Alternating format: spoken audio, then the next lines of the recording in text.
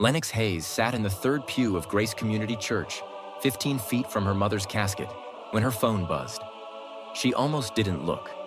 The choir was singing Celestine Whitmore's favorite hymn, "His Eye is on the Sparrow," and Lennox's face was already wet with tears. Her mother was gone. The only parent she'd ever known was lying in that elegant white casket covered in roses. But something made Lennox glance at her phone.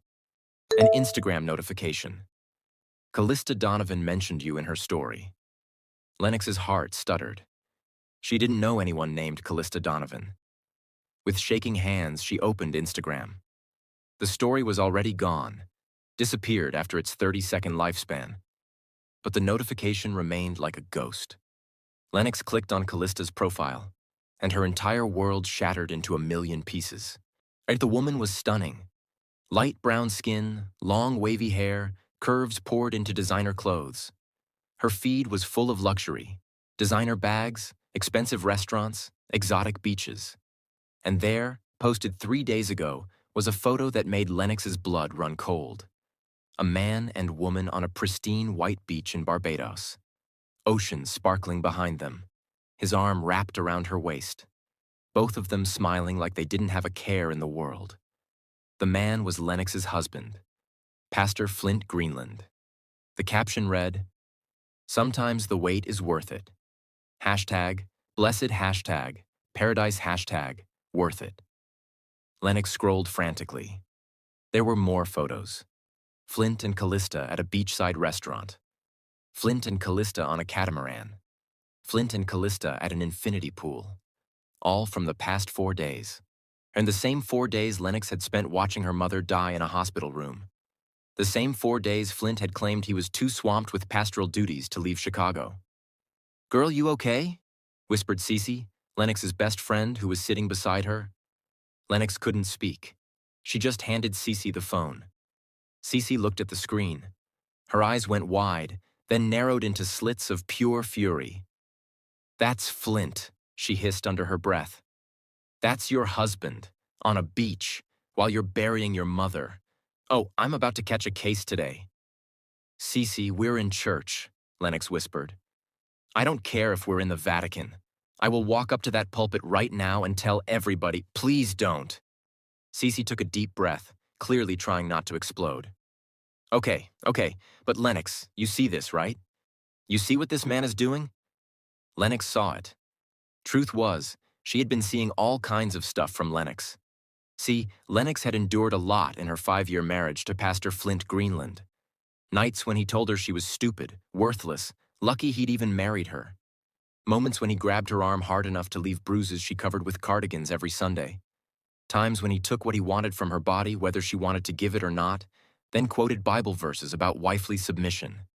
Evenings when he made her ask permission to buy groceries, then criticized every item she chose.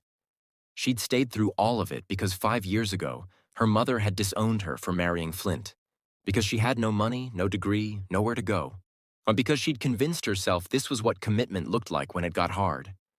But this was different. Lennox looked up at her mother's casket through blurred vision. And something inside her, something that had been bending and breaking for 5 years, finally snapped clean through. Not with rage, with clarity. Crystal clear, ice-cold clarity. "I'm done," Lennox whispered. Cece grabbed her hand and squeezed hard. "It's about damn time." But here's what Lennox didn't know yet. Here's what would change absolutely everything. In exactly 2 hours, Lennox was going to walk into a lawyer's office for the reading of her mother's will. And she was going to discover that Celestine Whitmore, the mother who'd disowned her 5 years ago, had just left Lennox $107 billion. That's billion, with a B. And Flint Greenland, the man currently sipping cocktails on a beach with his mistress, he had absolutely no idea what was coming for him. Before we dive into how Lennox got entangled with her hot mess of a husband, hit that subscribe button and turn on your notifications because this story has twists, turns, and a deeply satisfying ending you do not want to miss. Now let's rewind. Let's go back 5 years to when Lennox Whitmore was 21 years old, full of dreams, and met the man who would become both her greatest love and her worst nightmare. 5 years earlier, Lennox Whitmore had everything money could buy and nothing she actually wanted until she started college at Northwestern University, studying graphic design, living in the dorms like a regular student, which was her billionaire mother's idea of teaching her humility. See, Celestine Whitmore was one of the wealthiest black women in America, a self-made billionaire who'd built Whitmore Global Industries from absolutely nothing. She'd grown up poor on the south side of Chicago and decided her daughter needed to understand what normal life looked like. So there was Lennox, the billionaire's daughter, eating ramen noodles in a dorm room and doing her own laundry for the first time in her life. And honestly, she was struggling. Not with the poverty, though figuring out how to make $100 last a week was humbling, but with her mother's expectations. Celestine had mapped out Lennox's entire life. Business degree, MBA from Harvard, executive position at Whitmore Global, eventual CEO. It was all planned, all decided. But Lennox wanted to create art. She wanted to design brands and make beautiful things. She didn't want boardrooms and profit margins. They fought about it constantly, screaming matches that ended with Celestine saying things like, "I didn't build this empire for you to waste your life drawing pretty pictures." And Lennox firing back with, "Maybe I don't want your empire." By her junior year, Lennox was drowning under the weight of disappointing the most powerful woman she knew. That's when her roommate Jada invited her to Wednesday night service at City of Grace Church. "Girl, you need Jesus or therapy or something?" Jada had said, laughing. "I can't afford your therapy, but church is free, come on." Lennox almost said no, but she had nothing better to do on a Wednesday night in October, and maybe Jada was right. Maybe she needed something. So she went. And her entire life changed. City of Grace was different from the stuffy churches Celestine had dragged her to as a child. The music was alive, drums and bass and voices that vibrated through your chest. The people were young and diverse, dressed in everything from suits to sneakers. It felt real, like people actually wanted to be there. And then Flint Greenland walked onto the stage, and Lennox forgot how to breathe. He was the most beautiful man she'd ever seen in her life. Tall, easily 6 feet 4 inches, with a build that was largely muscular. Broad shoulders that strained against his perfectly tailored charcoal suit. Bald head gleaming under the lights. Black-rimmed glasses that made him look intelligent and powerful. Deep brown skin, flawless. "That's Pastor Flint," Jada whispered. "Assistant pastor. Girl, half the women in this church are in love with him." Lennox could see why. And then Flint opened his mouth to preach, and his voice, deep, rich, smooth as aged whiskey, filled the entire space. "How many of y'all feel like you're forced to live someone else's life right now?" he began. Lennox's spine straightened like she'd been electrocuted. "How many of y'all got parents telling you who to be, what to study, what career to have, and you're sitting there wondering, when do I get to choose for myself?" Murmurs of agreement rippled through the congregation. Lennox leaned forward, completely captivated. "See, God gave you specific gifts for a specific reason," Flint continued, pacing the stage like a lion. "Your gifts, not your mama's gifts, not your daddy's gifts, yours. And when people who love you don't understand those gifts, that doesn't mean the gifts are wrong.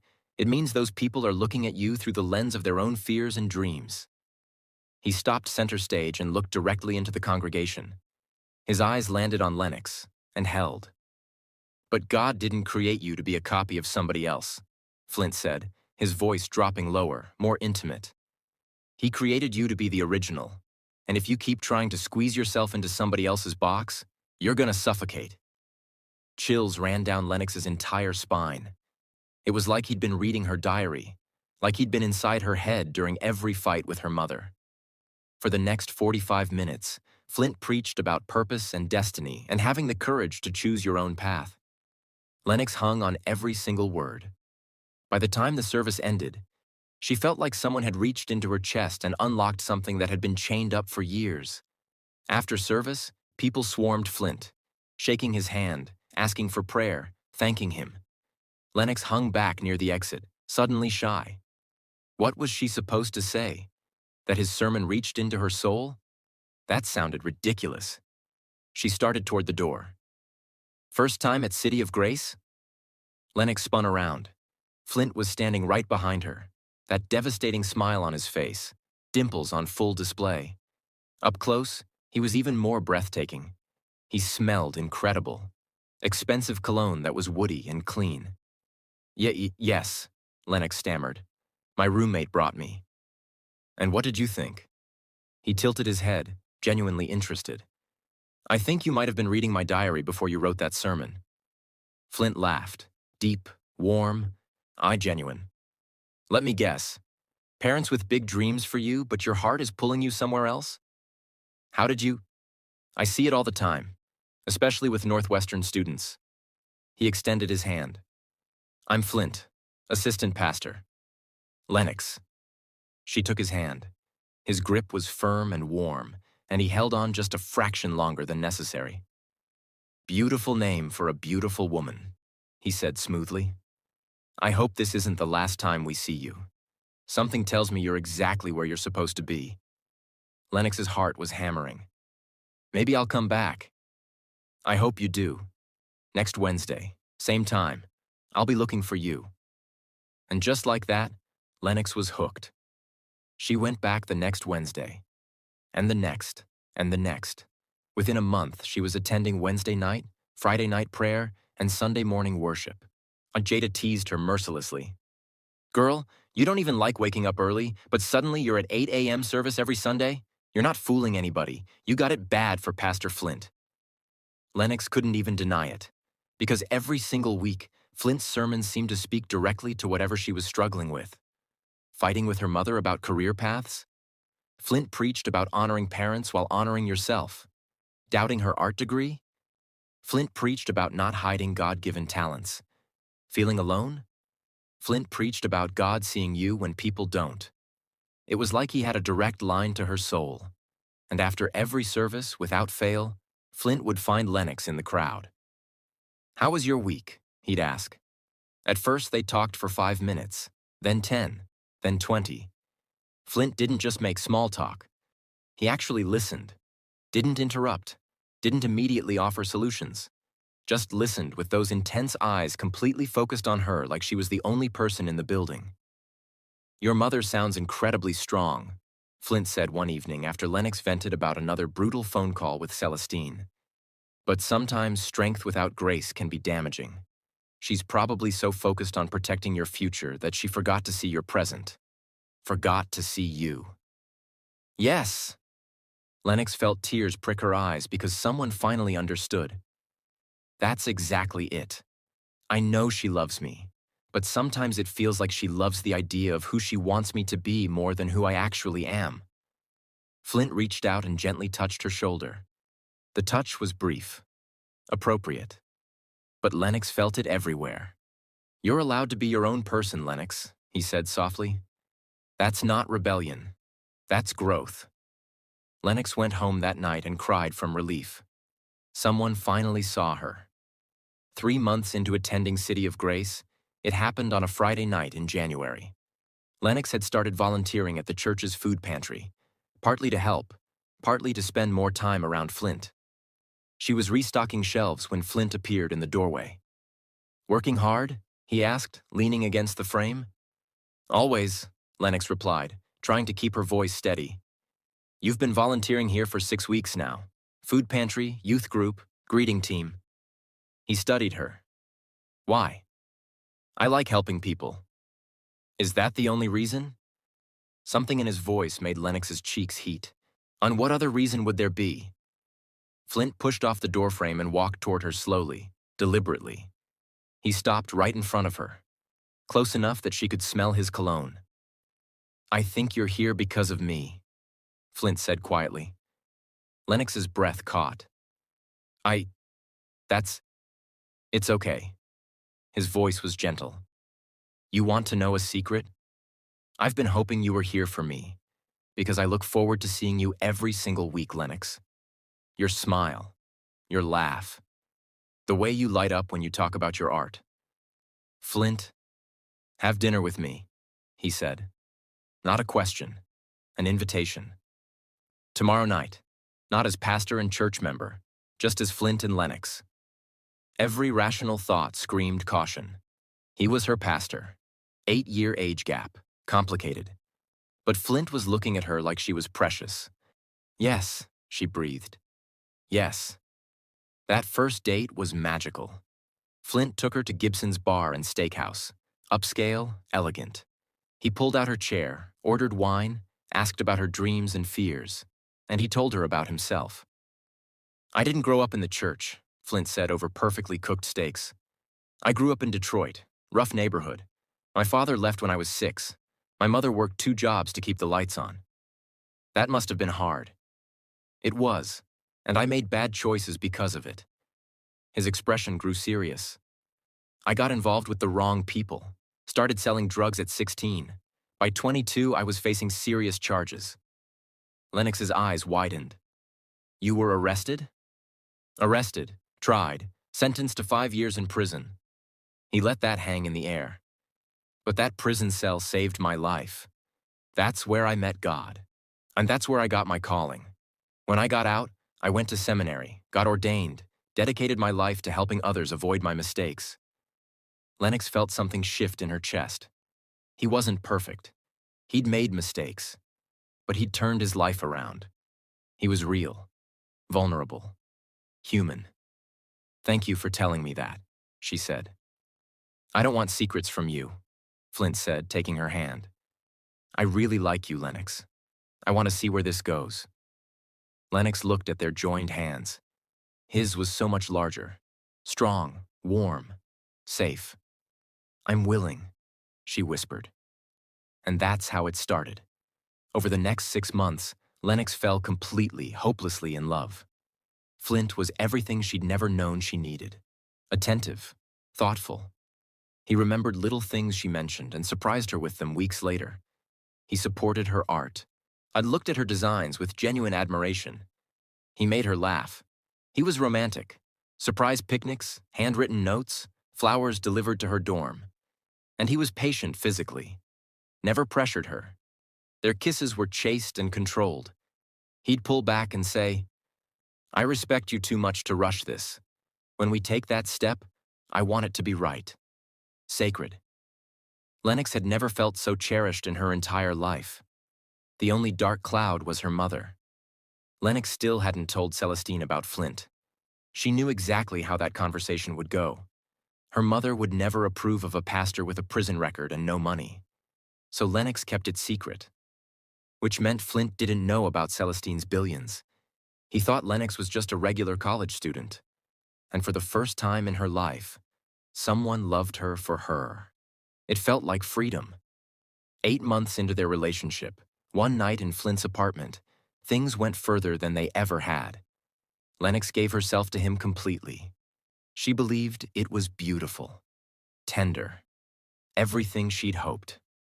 Until 6 weeks later, Lennox was staring at 2 pink lines on a pregnancy test in her dorm bathroom. Pregnant. She was 22 years old, about to start senior year, and pregnant. Lennox's hands shook as she called her mother.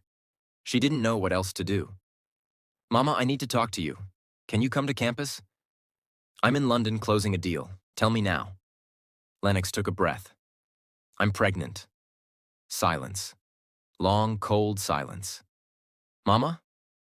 I heard you. Who is the father? His name is Flint Greenland. He's a pastor at... A pastor? Celestine laughed, but there was no humor in it. As you're pregnant by some pastor I've never met?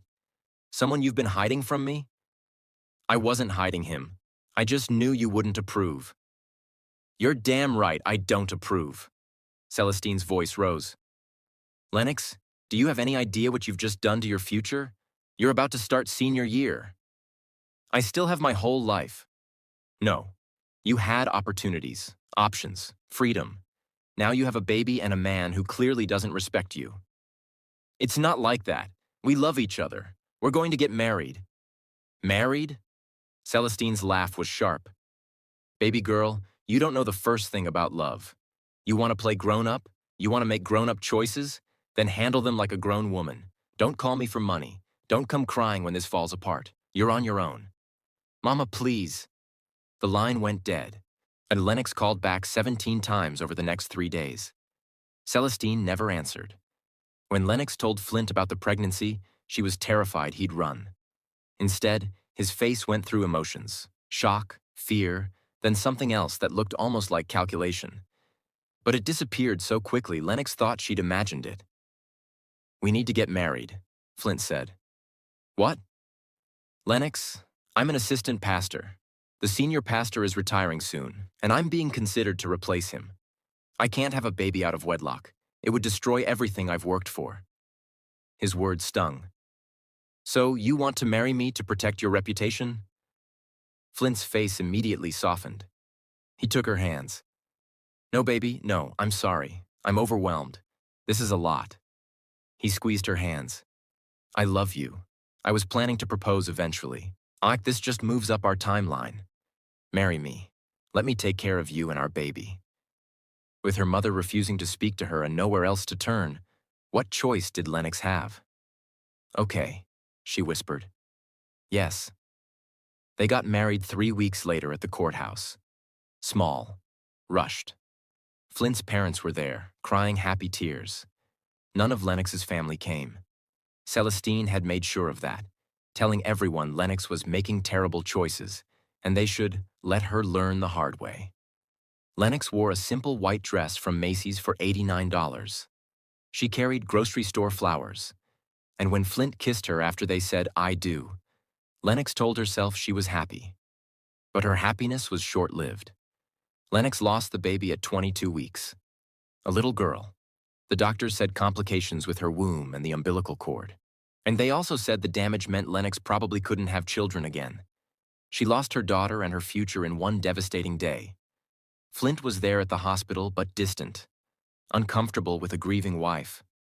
Lennox named the baby Hope. And as she lay in that hospital bed, she waited for her mother to come. Surely Celestine had heard. Surely she'd show up. Surely losing a grandchild would soften her heart. Lennox waited for 2 days. Celestine never came. Never called. Never sent flowers. Nothing. That's when something inside Lennox broke. She'd lost her baby, lost her mother, lost her future. All she had left was Flint. So she held on to him with everything she had, even when he started to change. The shift happened slowly. So slowly Lennox didn't notice until she was already trapped. After Lennox recovered from the stillbirth, Flint sat her down. "Baby, maybe you should take a break from school. You've been through so much. Plus, I just got promoted to senior pastor. I'm going to need you by my side. A pastor's wife has important duties. You can always go back later." Every instinct screamed no. But she was so tired, so sad, so alone. "Just for one semester?" she asked weakly. "Just until you're feeling stronger," Flint assured her. So Lennox dropped out, moved into Flint's 2-bedroom apartment, became a wife at 22. At first, it wasn't terrible. Flint was attentive when he wanted to be, brought flowers sometimes, took her to dinner. But slowly things changed. Lennox started doing freelance graphic design from home, small projects for local businesses. It felt good to create, to make a little money, but Flint hated it. "Why are you working?" he asked one night. "I'm just doing some freelance design. I like it." "You don't need to work. I provide everything." "I know, but I want to contribute." A wife who insists on making her own money is a wife preparing to leave. His jaw tightened. "Is that what you're doing? Planning to leave me?" "What? No, I just want to use my skills." "Your job is to support me, to be here when I need you." His voice dropped. "Don't you know what the Bible says about submission? I'm not trying to control you. I'm trying to build a godly home." Lennox felt shame wash over her. "Of course, I'm sorry." That became his favorite weapon. Submission. Godly marriage. Trust. Every time Lennox wanted something he didn't approve of, it became about her faith. When Lennox landed a contract worth $3,000, Flint accidentally spilled coffee on her laptop the night before the deadline, destroying all her files. "I'm so sorry, baby," he said, looking genuinely apologetic. "I'm such a klutz. But honestly, maybe this is God closing a door. You've been so stressed. Maybe this is a sign to focus on our home instead." When Lennox got hired part-time at a design studio, Flint showed up at her workplace during her second week and caused a scene. Not yelling, but talking loudly about how blessed he was that his wife didn't need to work, how he made enough to provide, how concerned he was about her working herself to exhaustion. Lennox was so embarrassed she quit that same day. "I'll give you an allowance," Flint said sweetly. "Whatever you need, just ask. That way you don't stress about money." The allowance was $200 a week. For groceries, toiletries, gas, everything. Anything over $50 required Flint's approval. The girl who'd grown up with a Black American Express card was now asking permission to buy shoes. But here's what made it impossible to leave. Flint wasn't cruel all the time. If he had been, Lennox could have walked away. But Flint had mastered something more insidious. The cycle. He'd be cold and controlling for weeks, criticizing everything, making her feel worthless. Then, just when Lennox was at her breaking point, he'd switch. Flowers, apologies, tenderness. He'd tell her she was beautiful, that he didn't know what he'd do without her. And Lennox would believe him. She'd think, "See, he does love me. I just need to be more patient." Then the cycle would start again. Cruel, sweet. Cruel, sweet. It kept Lennox constantly off balance. And at church? At church, Flint was the perfect husband. Every Sunday, he'd dress Lennox in modest dresses he approved of, hold her hand during worship, kiss her forehead during announcements, gaze at her lovingly when he preached. He'd use their marriage as sermon illustrations. "My beautiful wife and I were discussing submission last week," he'd say from the pulpit with that charming smile. "And she reminded me that it's a two-way street. I submit to God, she submits to me, and together we create a household built on biblical order." The congregation would nod and smile. After service, women would stop Lennox. "You're so blessed, Sister Lennox. Pastor Flint is such a godly man. I wish my husband was as attentive as yours. You two are relationship goals." If only they knew. If only they knew Flint had grabbed Lennox's arm that morning hard enough to leave finger-shaped bruises she covered with a cardigan. If only they knew she'd had to ask permission to buy a $30 dress, and he'd made her return it for being too worldly. If only they knew he tracked her location and questioned every grocery store trip. But they didn't know, because Flint was a master performer, and Lennox was too ashamed to tell anyone the truth, except Cece. Cece Washington became Lennox's lifeline. They'd met 3 years into Lennox's marriage through an online design forum. Cece was a successful freelance designer, bold, outspoken, absolutely fearless. When they finally met in person for coffee, they clicked immediately. And Cece saw through Flint from the very first time she met him. "Girl, I don't like him," Cece said bluntly after having dinner with Lennox and Flint. "Something about that man ain't right." "What do you mean?" Lennox asked, defensive. "The way he talks to you, corrects you in public, watches you like he's waiting for you to mess up." Cece's eyes were sharp. "That's not love. That's control. You don't understand. He's under pressure with the church. Pressure don't make you treat your wife like a child." Cece leaned forward. "When's the last time you created art just for yourself? When's the last time you did anything because you wanted to?" Lennox didn't have an answer. "Exactly." Cece took her hand. "I'm not trying to start drama. I just want you to be happy. And baby, you don't look happy. You look exhausted." Flint made sure Lennox saw less of Cece after that. "She's a bad influence, putting feminist ideas in your head, trying to destroy our marriage. You know what the Bible says about godless friends." But Cece never gave up. She'd text Lennox articles about financial abuse, emotional manipulation, coercive control. Lennox would delete them immediately, terrified Flint would see. But she read them first. And somewhere deep inside, in a place Lennox was too scared to examine, she knew Cece was right. That's how things stood for 5 years. Lennox living in a cage built with Bible verses and manipulation. Until some weeks ago when everything changed. The call came at 3:47 in the morning. Lennox jerked awake in darkness. Flint wasn't beside her. "Counseling a church member," he'd said. Again. That was happening more often lately. She grabbed her phone. Northwestern Memorial Hospital. Hello? Is this Lennox Greenland? I'm calling about Celestine Whitmore. She was brought to the ER an hour ago. She listed you as emergency contact. Can you come? Nearly 6 years. 6 years of silence. And Lennox was still her emergency contact. What happened? A pause. Too long. The doctor will discuss everything when you arrive. I'm coming now. Lennox texted Flint. Mama's in the hospital. Emergency, Northwestern Memorial.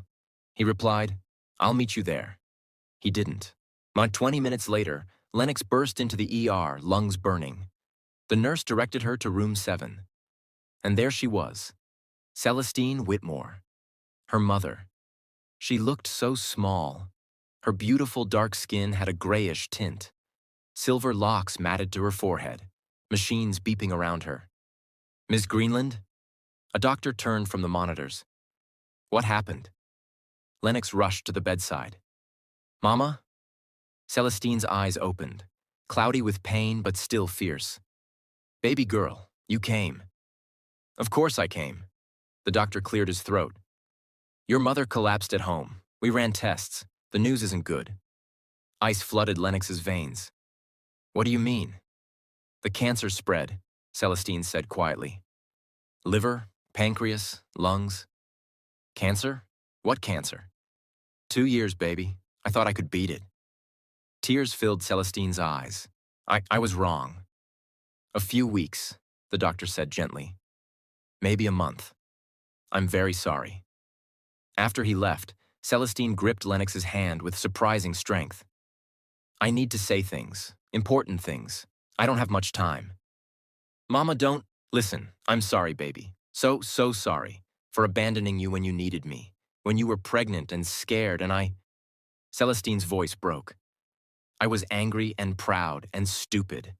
I thought I was teaching you a lesson, but all I did was push away the most important person in my life when she needed her mother. Lennox was openly crying. You were right to be angry. I was stubborn. You were 22 and in love. That's not a crime. Celestine squeezed her hand. And when you lost the baby? God, Lennox, I should have been there. Should have put aside my pride. But I didn't. I've regretted it every single day. Listen, if you're crying right now, you're not alone. Hit that like button if Celestine's apology is breaking your heart, and comment forgiveness if you think Lennox should forgive her mother. Subscribe because this story is about to take a turn that will blow your mind. I forgive you, Mama, Lennox whispered. Don't forgive me yet. Not until you hear everything. Celestine reached for an envelope with trembling fingers. I've been keeping tabs on you, baby. Hired people to check on you from a distance. Make sure you were safe. You've been watching me? And I know what he's doing to you. Ice water flooded Lennox's veins. What? Flint. I know about the control, the financial abuse, the manipulation. Celestine's eyes were fierce. I know you can't leave him because you have no money. On no degree, no options. Shame burned through Lennox. Mama. So I'm giving you options. Celestine pressed the envelope into her hands. Call my lawyer, Sable Stone. Her card is in there. Tell her I need her here today. There are papers to sign. I don't understand. You will. Celestine smiled through tears. I'm leaving you everything, baby. My entire estate, every business, every asset, every dollar. Lennox stared. How much is everything? Celestine's smile widened. $107 billion. The room spun. That's a B, Lennox whispered. Mama, that's a B, not an M. Billion, yes. Celestine's voice was getting weaker. I built an empire, baby. Started with nothing and built something extraordinary. And every single day, even when we weren't speaking, I was building it for you. I can't, leave him, Lennox. Celestine's grip tightened. Please, take the money and leave that man. You deserve so much more. You deserve freedom, peace, a chance to become who you were always meant to be. Lennox could only nod. Good girl. Celestine's eyes were closing. Call Sable, today. And baby, don't tell Flint about the money. Not yet. Not until you're out of his house. Promise me. I promise. I love you, baby girl, always have. Even when I didn't know how to show it. I love you too, Mama. Celestine fell asleep with a smile. She died 2 days later, peacefully, with Lennox holding her hand. Which brings us back to the funeral. Grace Community Church on a Wednesday morning. Lennox sat in that pew watching strangers eulogize a version of her mother she'd never really known. Powerful people from magazines spoke about Celestine's brilliance, her generosity, her impact. Cece sat beside Lennox. And Flint? Flint was in Barbados, with Callista Donovan, while Lennox buried her mother alone. Lennox looked at those Instagram photos one more time, screenshotted them, then locked them up in her vault. She couldn't risk Flint going through her phone and seeing them. 2 hours after the funeral, Lennox sat in a conference room on the 67th floor of the Willis Tower. The view of Chicago stretched behind her, the city her mother had conquered. Sable Stone sat across from her in her designer suit and 4-inch heels. I'm very sorry for your loss. Your mother was extraordinary. Thank you. Sable opened a leather portfolio. Let's discuss the estate. Your mother is leaving you her entire fortune. $107 billion in assets. No conditions, no stipulations. It's yours, free and clear. $107 billion. The number still didn't feel real. There are logistics to discuss, Sable continued. Everything is in trusts and corporations that will transfer to you immediately. You'll have access to liquid funds within 48 hours. How much liquid funds? For immediate access? About 500 million? Lennox laughed. It came out slightly hysterical. 500 million is the liquid part? Sable's lips curved slightly. Your mother was very good at what she did. Now we need to discuss your husband. Lennox tensed. What about him? Illinois is an equitable distribution state. Normally, assets acquired during marriage are subject to division in divorce. However, an inheritance is an exception. It belongs solely to you. Additionally, your mother had you sign documents last week that protect the estate from any marital claims. So Flint can't touch it? Not a single penny, if you proceed with divorce. But Lennox, I need to ask, what are you planning to do? What do you mean? Are you going to divorce him? Or are you planning something else? Lennox was quiet for a long moment. She thought about 5 years of being controlled, manipulated, made to feel small, about Flint on that beach while she grieved, about all the Sunday mornings he'd lied about their perfect marriage. I'm going to divorce him, Lennox said quietly. But not yet. Sable raised an eyebrow. Why not? Because I want to do this right. I want to expose exactly what he's been doing. At the church finances he's been stealing from, the building projects, all of it. Lennox met Sable's eyes. My mother said you documented his abuse. I want to see everything. And I want to find out what else he's hiding. A slow smile spread across Sable's face. Your mother said you were stronger than you knew. She was right. Sable pulled out another folder. I have investigators who can help. Forensic accountants. Whatever you need. Then let's start. But Sable? Flint can't know about the money. Not yet. As far as he knows, I'm still the broke wife with a $200 allowance. Understood. What's your timeline? I need a few weeks, maybe a month. Time to investigate, gather evidence, build a case. And then? And then I'm going to show him, and everyone who believed his lies, exactly who Flint Greenland really is. Lennox went home to the apartment that had felt like a prison for 5 years. But walking through that door felt different now, because Lennox knew something Flint didn't. She wasn't trapped anymore. She was free. She just wasn't ready to tell him yet. When her phone buzzed with a text from Flint at 11 p.m., she smiled. Landing in an hour. Can't wait to see you, baby. Hope you're okay after the funeral. Love you. Lennox typed back, see you soon. Love you too. She hit send, then opened a new tab and searched for private investigators in Chicago, because Flint Greenland had no idea what was coming. But he was about to find out. Lennox just inherited $100 billion and Flint has no clue. Should she tell him or keep it secret while she investigates? Comment "keep it secret" if you think she should play the long game. And subscribe because next part is where Lennox starts digging into Flint's secrets. And what she discovers will shock you. Flint came home from Barbados with a tan, a smile, and absolutely no idea his wife was now worth more than some country's GDP. "Baby, I missed you so much," he said, wrapping Lennox in a hug that would have fooled anyone watching. He even had the audacity to smell like coconut sunscreen.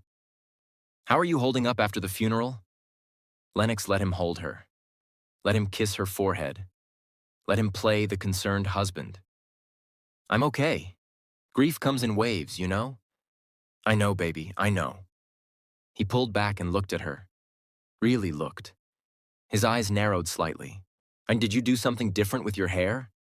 Lennox had.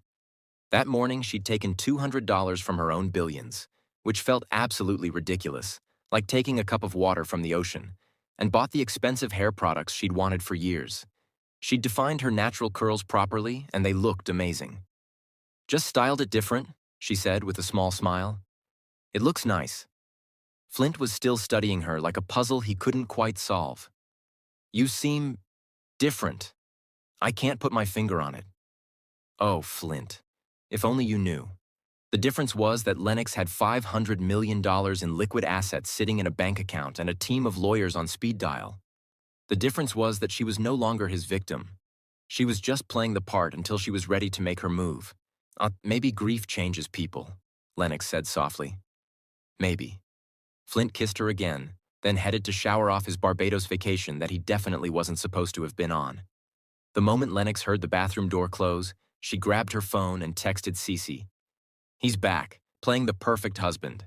I need you tomorrow. We have work to do." Cece's response was immediate. "Say less. I'm bringing wine and my laptop. We're taking this man down." Lennox smiled. Then she opened her email and read the message from Sable that had come in that morning. "Lennox, our investigators have started preliminary work on the church finances. You need to see what we've found. Can you come to my office tomorrow at 10 a.m.? Come alone. Don't tell anyone where you're going. Sort, Sable." Lennox replied, "I'll be there."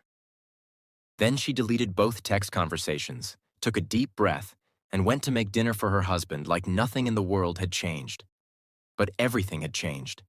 Flint just didn't know it yet. The next morning, Lennox told Flint she was going to a grief support group at a community center. He barely looked up from his phone, probably texting Callista, though Lennox didn't let herself think about that too much yet. "That's good, baby. Healing is important. Take your time," he said absently. Lennox took the bus to the Willis Tower. Her car was too old and unreliable, and she wasn't ready to buy a new one yet and blow her cover. She rode that bus like she'd done 1,000 times before, except this time she was heading to a meeting about her $100 billion inheritance. Not if the irony wasn't lost on her. Sable's office on the 67th floor was all glass and power. Floor-to-ceiling windows overlooking Chicago, modern furniture that probably cost more than Lennox's entire apartment, and walls covered with awards and degrees. Sable was sitting at her desk with two other people, a black woman in her 40s with sharp eyes and a sleek bun, and a white man in his 50s wearing glasses and a serious expression. "Lennox, this is Monica Harris, private investigator, and Douglas, forensic accountant," Sable said. "They've been digging into your husband's activities. Monica, show her what you found." Monica opened a laptop and turned it toward Lennox. "We started with the church finances like you requested. City of Grace Church has about 4,000 regular attendees. Annual tithes and offerings come to approximately $8 million. Lennox's eyes widened. $8 million? I had no idea. "Most people don't realize how much money flows through megachurches," Douglas said, adjusting his glasses. "Now here's where it gets interesting. 3 years ago, your husband announced a capital campaign to build a new megachurch facility and a private Christian academy. The projected cost was $50 million. "I remember that," Lennox said. "He was so excited, said it was his legacy project." "Right. Well, the congregation has donated $42 million so far." Douglas pulled up a spreadsheet. "But according to the construction company's records, the actual building costs are only $28 million. Lennox did the math in her head. That's a $14 million difference. Where did it go? Excellent question. Douglas smiled grimly. We're still tracking all of it, but we've found at least $6 million in personal expenditures. Luxury car lease, a Mercedes S-Class registered to Flint, a condo in Miami purchased 2 years ago, expensive jewelry, trips to Barbados, Cancun, Dubai. Lennox felt like she'd been punched in the stomach. He told me we couldn't afford for me to take a graphic design class at the community college. It was $300. He said we had to be careful with money. He was being careful with your money, Sable said coldly. He kept you on a $200 a week allowance while he spent church funds like a personal piggy bank. Monica pulled up another folder. Then there's the charity work. Every month, City of Grace has a big public event where they donate food and supplies to homeless shelters. Very visible. Lots of social media coverage. Your husband personally hands out donations while cameras roll. I've been to those events, Lennox said. Flint always says it's important to serve the community. It is important. But here's the thing. Monica clicked to a new screen showing receipts. We interviewed managers at 3 grocery stores in the area. Your husband has been calling them before their products expire. Bread, canned goods, produce that's about to go bad. He buys it at 70 to 90% discount, sometimes even gets it free because the stores would throw it out anyway. But then he tells the church he spent thousands of dollars, Douglas continued, and he pockets the difference. And we estimate he's made about $40,000 over 2 years from fake charity receipts alone. Lennox felt sick. So he's taking money meant for hungry people and buying them garbage while he keeps the cash? Essentially, yes, Sable said. That's not even the worst part, Monica said quietly. She looked uncomfortable now. Lennox, we need to talk about something sensitive. Over the past 3 years, we've identified at least 5 women who abruptly left City of Grace Church. All of them were active members. All of them left suddenly without explanation. Lennox's heart started pounding. What does that have to do with Flint? We're not sure yet, but it's a pattern worth investigating. Monica closed her laptop. We're trying to contact these women, but so far none of them will talk to us. Aren't they shut down the moment we mention the church or your husband's name? They're scared, Lennox said quietly. She knew that fear, had lived with it for 5 years. Probably, Monica agreed. Which makes me think whatever happened was serious. People don't run from a church they loved unless something really bad went down. Sable leaned forward. Lennox, I know this is a lot to process, but we need to know. Do you want us to keep digging? Lennox thought about Flint standing in the pulpit every Sunday, talking about godly living and faithful stewardship while he robbed his own congregation. She thought about him handing out expired bread to homeless people while wearing a watch that probably cost $10,000. She thought about him telling her they couldn't afford a $300 class while he owned a condo in Miami. Keep digging, Lennox said firmly. I want to know everything, every lie, every stolen dollar, everything. Good, Sable said with a sharp smile, because we're just getting started. That afternoon, Lennox did something she hadn't done in 5 years. She went shopping. Real shopping. Not grocery shopping where she calculated every item to stay under budget. Not window shopping where she looked at clothes she couldn't afford. She walked into Nordstrom with her new black card, issued by Sable's firm from Lennox's inheritance account, and she bought things. A real leather purse, jeans that actually fit, a cashmere sweater that felt like a cloud, skincare products that cost more than her weekly allowance used to be. The saleswoman was lovely, treating Lennox like a valued customer instead of someone to watch suspiciously. These colors look beautiful on you, she said warmly. Do you want to try the matching scarf? Yes, Lennox said. Yes, I do. When she left the store with 5 shopping bags, Lennox felt like she was breathing fully for the first time in years. This was her money, her mother's gift, and she didn't need anyone's permission to buy a damn scarf.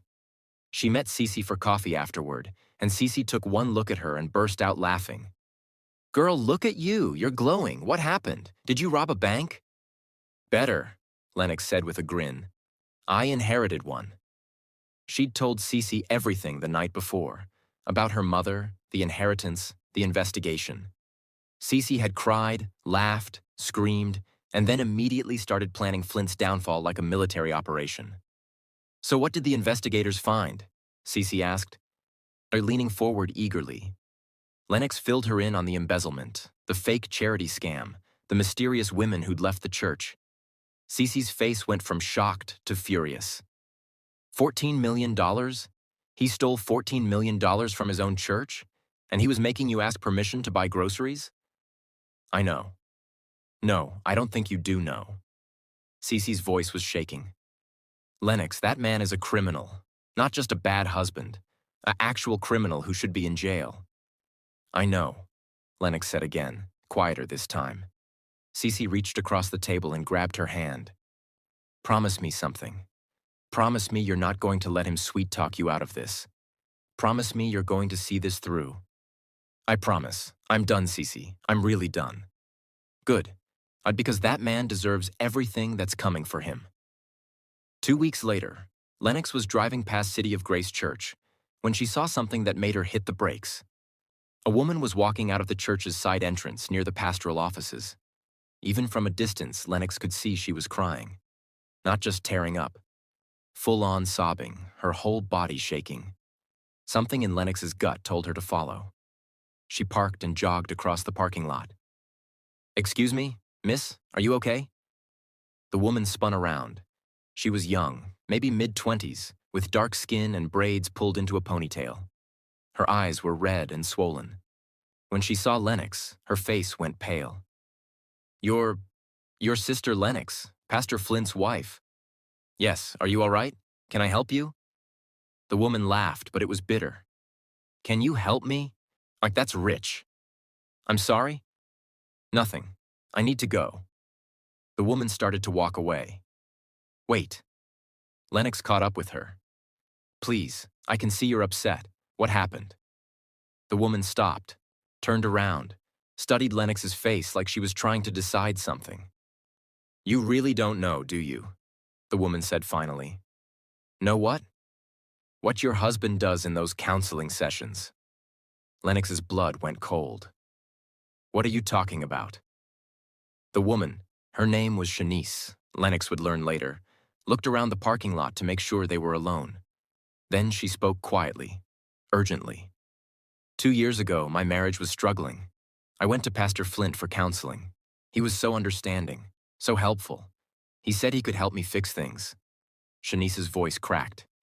Then one day during a session, he said that sometimes spiritual breakthroughs require physical surrender, that God was calling me to trust him completely. Lennox felt like the ground was disappearing under her feet. He said it was a blessing, a spiritual act, that I couldn't tell anyone because they wouldn't understand the depth of what God was doing. Shanice wiped her eyes. I was so confused and vulnerable, and he was my pastor. I trusted him. So I did what he said. Oh my God, Lennox whispered. It happened 3 times before I realized what he'd done, how he'd manipulated me. I left the church immediately. Didn't tell anyone why because I was so ashamed. Shanice's hands were shaking. But today I came back because my little sister just started attending City of Grace. She's going through a divorce. She mentioned that Pastor Flint offered to counsel her, and I had to warn her, had to tell her the truth. Did you tell her? Lennox asked, her voice barely audible. Yes. She didn't believe me at first, got angry, said I was lying about a man of God. Shanice's laugh was hollow.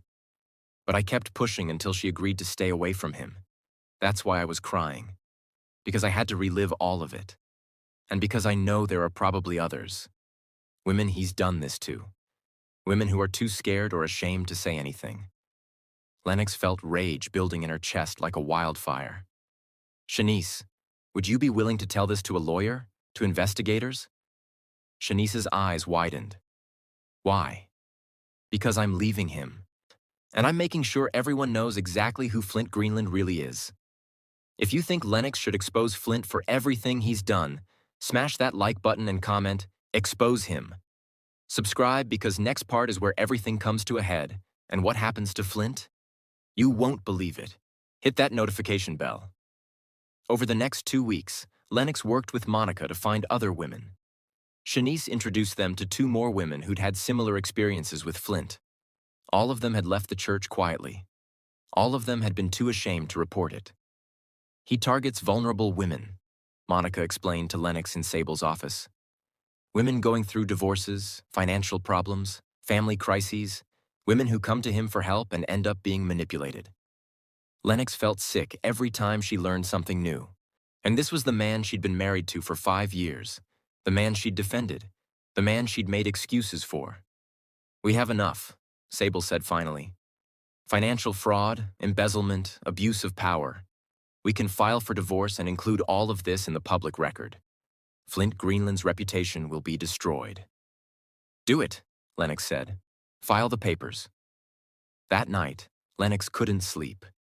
She kept thinking about those women, about how Flint had used his position, his power, his supposed connection to God to hurt people, to steal from people, to destroy lives while acting like he was saving them. She got out of bed at 2 a.m. and did something she hadn't done in 5 years. She painted. Not digital design, real paint on real canvas. She painted her rage and her pain and her grief. She painted until the sun came up and her arms ached. When Flint woke up and saw the paintings, he actually smiled. "Look at you creating again. I'm so proud of you, baby. See? I told you that you'd find your way back to art eventually." Lennox looked at him and felt nothing. No anger, no love, no fear, nothing. "Yeah," she said flatly. "I found my way back." 3 days later, Sable called with news. "The divorce papers are ready. We're serving them tomorrow at the church, during Sunday service." "During service?" Lennox's eyes widened. "You said you wanted everyone to know who he really is. I'm giving you that chance." Sable's voice was steel. "The papers include a detailed list of his financial crimes and abuse of power. When he gets served in front of his entire congregation, everyone will know." Lennox thought about it. Thought about all those Sunday mornings when Flint had paraded her around like a trophy wife, when he'd used their fake perfect marriage to sell his image. "Do it," she said. But before those papers could be served, things took a dramatic turn. Lennox was at home on Saturday evening when her phone started blowing up with notifications. Text messages, phone calls, news alerts. She opened her phone and saw a breaking news headline: "Pastor of megachurch attacked by group of women outside church building." The article had a photo of Flint on a stretcher being loaded into an ambulance. Lennox clicked the video footage from a bystander's phone. It showed Flint walking to his car after Saturday evening prayer service. Suddenly, 5 women surrounded him. Lennox couldn't hear what they were saying, but she could see them pointing, yelling. Then one woman pushed him. He stumbled. Another woman hit him with her purse. Then they were all on him, and he went down hard on the pavement. Security guards rushed over and pulled the women off, but the damage was done. The news report said Flint had been taken to Northwestern Memorial with 2 broken legs, a broken arm, and a concussion. Lennox's phone rang. It was Sable. "I'm watching the news," Lennox said before Sable could speak. "Those women. Lennox, we think they're former members. Women your husband hurt. They must have found each other somehow and decided to take matters into their own hands." "Is he going to be okay?" "Physically? Yes, he'll recover. But Lennox, you need to know, legally you're still his wife. The divorce papers haven't been served yet. Like the hospital is going to call you for medical decisions. I don't want to see him. I understand, but think carefully about your next move. Because what you do in the next few days is going to define who you become after all this." As if on cue, Lennox's phone rang again. Northwestern Memorial Hospital. She stared at the screen, her hand shaking. After 5 years of abuse, manipulation, and control, Flint Greenland was broken and helpless in a hospital bed. And Lennox had to decide what kind of person she was going to be. Flint just got attacked, and now Lennox has to decide what to do. Should she help him or walk away? Comment, "Help him or walk away," and let me know what you would do. This finale is going to blow your mind. The mansion reveal, the moral struggle, the final choice. You won't want to miss it. Lennox answered the phone. "Mrs. Greenland, this is Northwestern Memorial Hospital. Your husband, Flint Greenland, was brought in this evening with multiple injuries. We need you to come to the hospital as soon as possible." Lennox looked around the small apartment that had been her prison for 5 years. She thought about those divorce papers sitting in Sable's office, ready to be filed. She thought about Flint on that beach with Callista. She thought about him stealing from his church, manipulating vulnerable women, controlling every aspect of her life. She should say no. Should tell them to call someone else. Should let him figure it out on his own like he'd made her figure everything out. But she found herself saying, "I'll be there in 20 minutes, Lennox heard herself say. She hung up and immediately called Cece. "Girl, please tell me you're not about to do what I think you're about to do," Cece said without even saying hello. "I have to go to the hospital." "No, you don't. You don't owe that man anything. Let him rot." "Cece, I'm still legally his wife, and Lennox paused, trying to find the words. "I need to do this for me, not for him. For me. So I can look at myself in the mirror and know I didn't become like him." Cece was quiet for a long moment. "Okay, but I'm coming with you, and if he says one manipulative word, I'm throwing his morphine drip out the window." Despite everything, Lennox smiled. "Deal." Flint looked terrible. Both legs in casts, elevated in traction. Left arm in a cast. Face bruised and swollen. He was awake when Lennox walked in, and when he saw her, his eyes filled with tears. "Lennox, baby, you came." Lennox stood at the end of the hospital bed, arms crossed. Cece stood beside her like a bodyguard. "The hospital called. You're my husband, legally anyway." "Those women were crazy," Flint said, his voice weak and pitiful, the last part obviously unheard. "They just attacked me out of nowhere, started screaming accusations, saying I'd hurt them. I tried to defend myself, but there were too many." "Stop," Lennox said quietly. Flint blinked. "What?" "Stop lying. I know about Shanice. I know about the other women. I know about the embezzlement, the fake charity donations, the condo in Miami. I know everything, Flint." The color drained from Flint's face. Well, what was left of the color under the bruises? "Lennox, I can explain. Can you explain how you stole $14 million from your own church?" His mouth opened. Closed. Opened again. "Who told you that? Can you explain how you manipulated vulnerable women during counseling sessions?" "That's not. Those women are lying." "Can you explain?" Lennox continued, her voice getting stronger. "How you kept me on a $200 a week allowance while you spent thousands on trips with your mistress?" Flint's eyes went wide. "What mistress? I don't have a—" Lennox pulled out her phone and showed him the Instagram photos. Callista on the beach. Callista at dinner. Callista with her arm around Flint. All the color left Flint's face. "Lennox, baby, please let me explain. She's just a friend." "A friend you took to Barbados while I buried my mother alone?" Flint started crying, real tears streaming down his bruised face. "I'm sorry. I'm so sorry. I messed up. I've been under so much pressure with the church, and I made terrible choices, but I love you. I love you so much. Please don't leave me. Not like this. Not when I'm helpless and broken." And there it was. The manipulation Lennox had fallen for 1,000 times before. The tears, the apologies, the appeals to her compassion. A few weeks ago, it would have worked. Lennox would have rushed to his side, forgiven him, promised to stand by him. "I'm not leaving you," Lennox said calmly. "Not yet, anyway." Hope flared in Flint's eyes. "You're not?" "No, because you can't take care of yourself right now, and I won't let you suffer alone in a hospital." Lennox uncrossed her arms. "So here's what's going to happen. You're going to recover, and I'm going to make sure you have what you need. But Flint? Yes? When you're healed, I'm divorcing you, and everyone is going to know exactly who you are and what you've done." Flint's face crumpled. "Please, please don't do this. I'll change. I'll go to therapy. I'll step down from the church. Whatever you want." "What I want," Lennox said softly, "is for you to face the consequences of your choices. For once in your life." She turned and walked out of the room. Cece followed, but not before giving Flint one last withering look. "She's too good for you," Cece said. "She always was." In the hallway, Cece grabbed Lennox's shoulders. Okay, I take it back. That was cold-blooded and perfect. I'm so proud of you right now.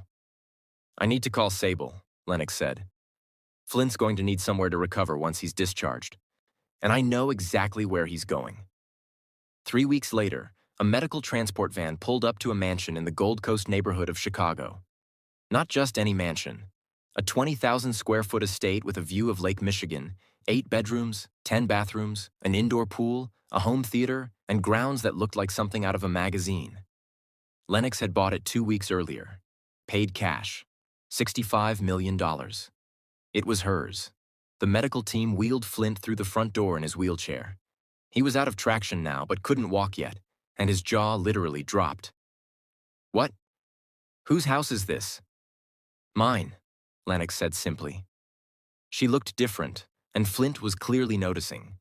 Her natural curls were perfectly defined and healthy. She wore designer jeans and a cashmere sweater, and diamond studs in her ears, not big, but real. She looked relaxed, confident, glowing. Yours? Where did you get the money? My mother left me her estate. Turns out she was wealthier than either of us knew. Lennox smiled slightly. Much wealthier. How much are we talking? Over $100 billion. Flint actually choked. Billion? With a B? With a B. Lennox watched the emotions play across his face. Shock, disbelief. And then, she saw it clear as day. Greed. Calculation. His brain was already working, already figuring out how to get his hands on that money. Baby, that's incredible. We're rich. We can… No, Lennox interrupted. I'm rich. You're unemployed, under investigation for embezzlement and about to be divorced. The color drained from Flint's face again. Lennox, please. Your room is upstairs. The medical team will help you get settled. There's a nurse who will check on you twice a day. You'll have everything you need to recover. Thank you, Flint said quietly. Thank you for taking care of me when you had every right to leave me in that hospital. Don't thank me yet, Lennox said. You're about to find out that recovering in luxury while watching everything you wanted slip through your fingers is its own kind of hell. She wasn't lying. The first week was the hardest for Lennox. Not because taking care of Flint was difficult.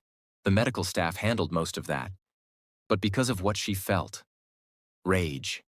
She'd be eating breakfast in the beautiful sunroom overlooking the lake.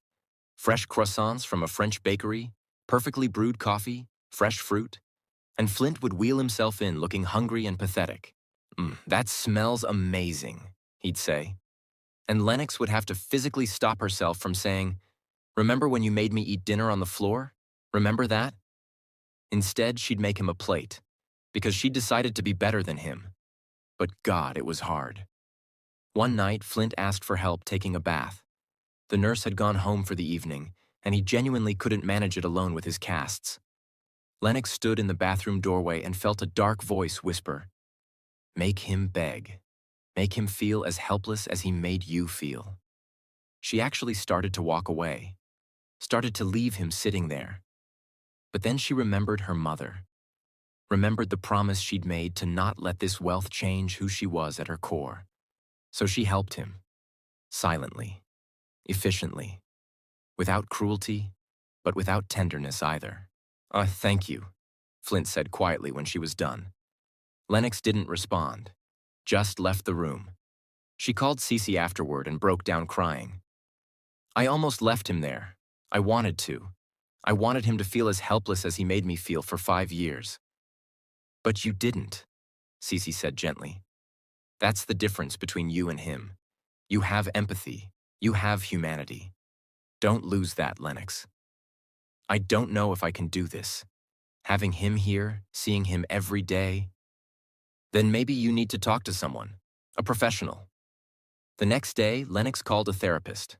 Dr. Ramona Williams was a black woman in her 50s who specialized in trauma and abuse recovery.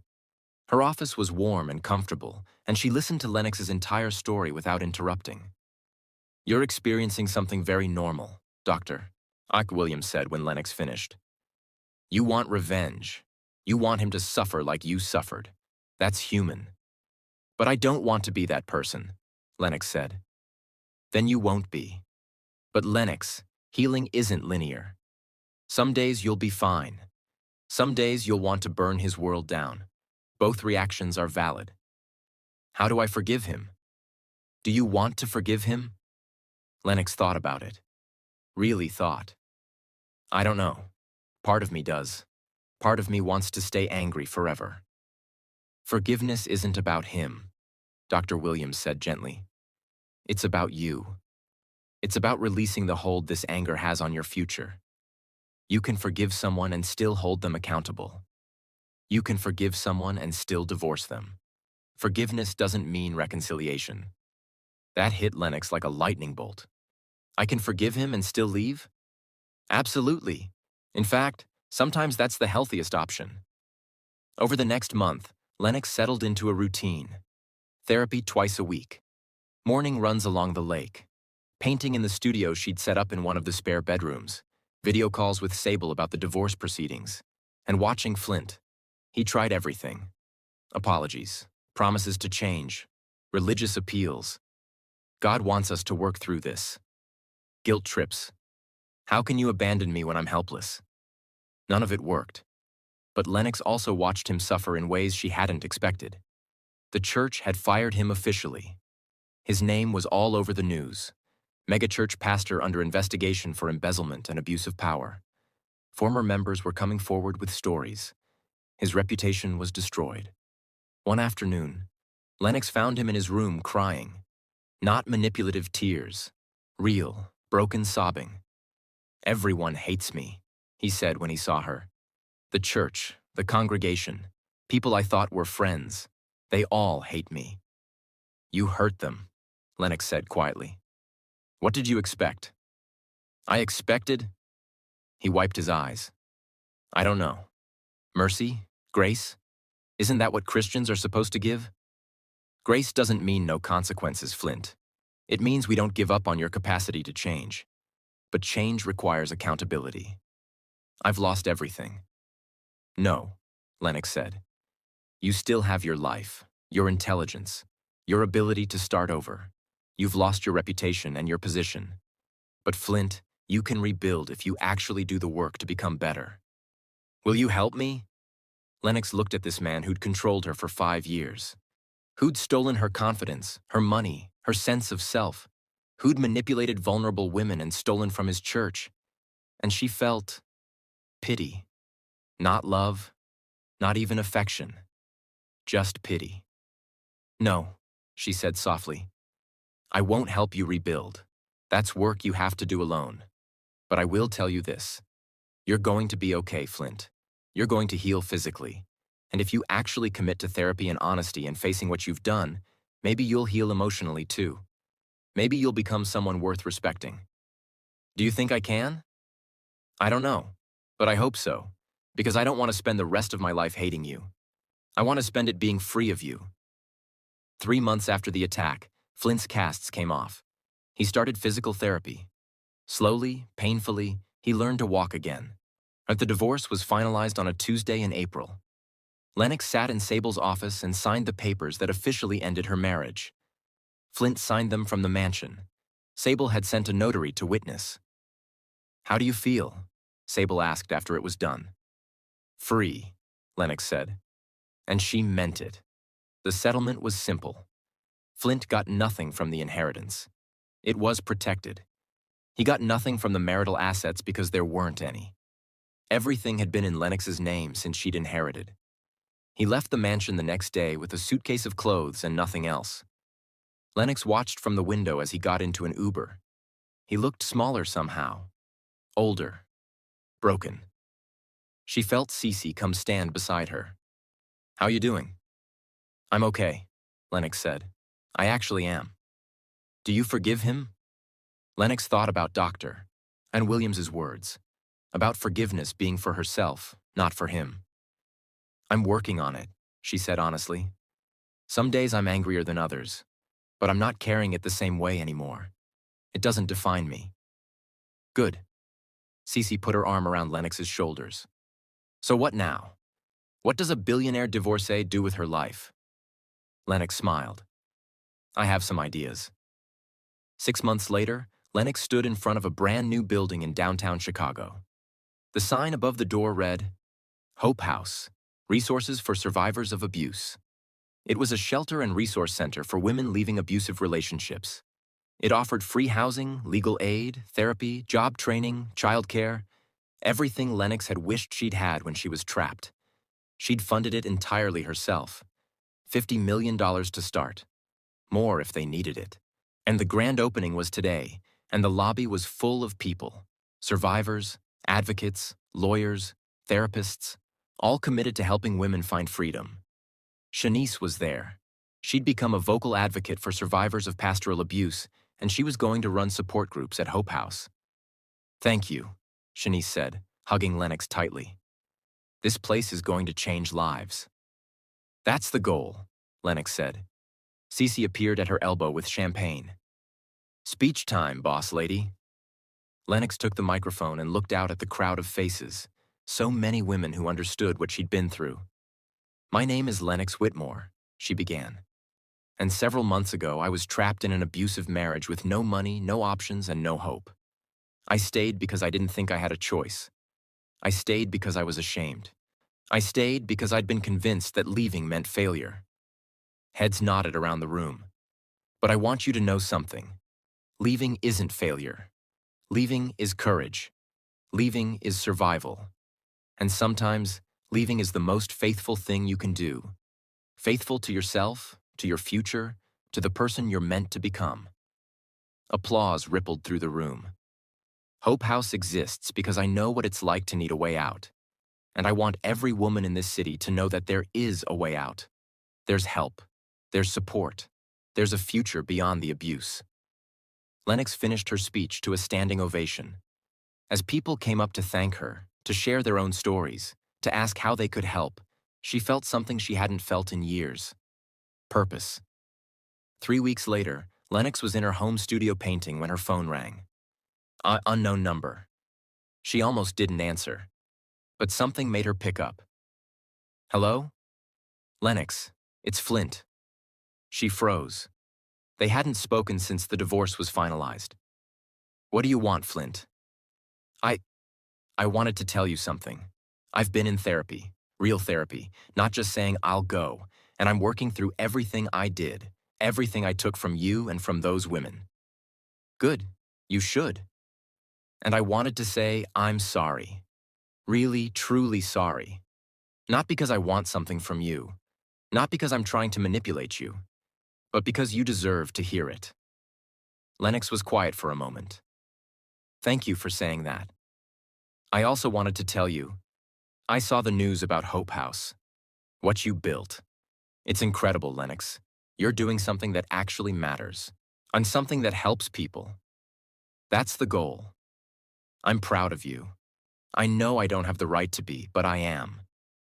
Lennox felt tears prick her eyes. Not from sadness, from closure. Flint, I hope you get better. I really do. I hope you become someone who helps people instead of hurting them.